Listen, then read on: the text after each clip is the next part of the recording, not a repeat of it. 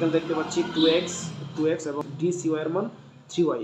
SSC 2026 Mymensingh বোর্ডে জ্যামিতি থেকে আসা দুটি গুরুত্বপূর্ণ এমসিকিউ নিয়ে আজকে আলোচনা করব।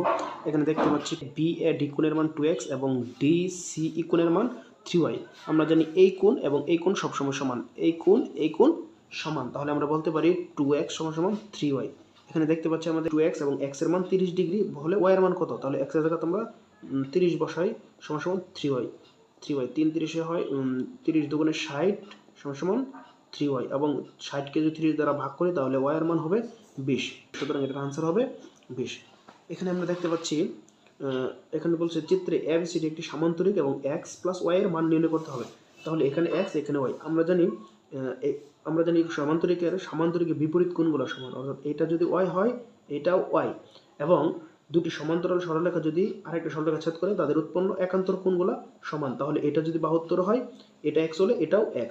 এখন আমরা জানি এই পুরোটার মান 180 ডিগ্রি, তাহলে আমরা বলতে পারি x এবং y এর যোগফল হবে 180 ডিগ্রি, অর্থাৎ এটা আনসার হবে এটা।